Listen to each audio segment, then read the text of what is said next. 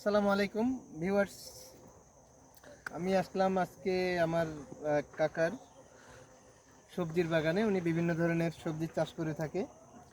বিভিন্ন সময় সিজনাল সবজি থেকে শুরু করে বিভিন্ন ধরনের সবজির এখানে চাষ হয়। এখানে সবজির মধ্যে উনি পটল করে এবং বেগুন, মূলা, লাউ, এখন যেটা আছে ফসল সেটা এখানে এই যে দেখেন মূলা, খুবই সুন্দর মূলার চাষ। এটা 1 মাসের মধ্যে চলে আসবে। এটার বয়স 15 দিন হয়েছে, আর 15 দিনের মধ্যে এটা চলে আসবে।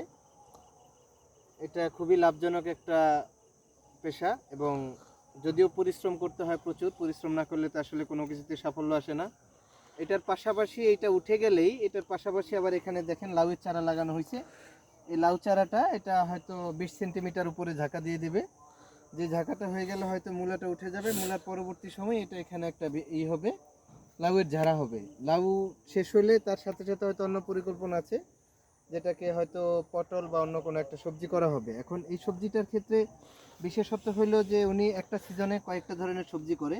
এটা 30 দিনে চলে আসবে, 30 দিন পরে এটা উঠে যাবে। এটা উঠে গেলে পরবর্তী সময়ে আবার লাউয়ের হবে। লাউ হয়ে গেলে তার পরবর্তী পদক্ষেপটা পরে নেওয়া হবে।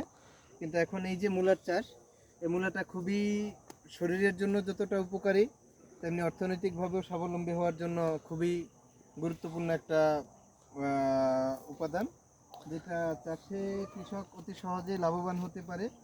এবং এটা খুবই দ্রুত বর্ধমান একটা ফসল, যেটা অল্প সময়ের মধ্যে চলে আসে, এবং এর প্রেক্ষিতে কৃষক মোটামুটি ভালো লাভবান হয়। এই যে দেখেন, এটার পাশাপাশি লাউ চারা খুবই সুন্দর হয়ে গেছে, যেটা হাইব্রিড লাউ।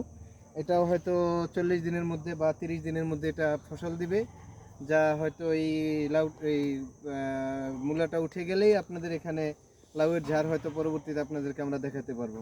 আল্লাহ হাফেজ।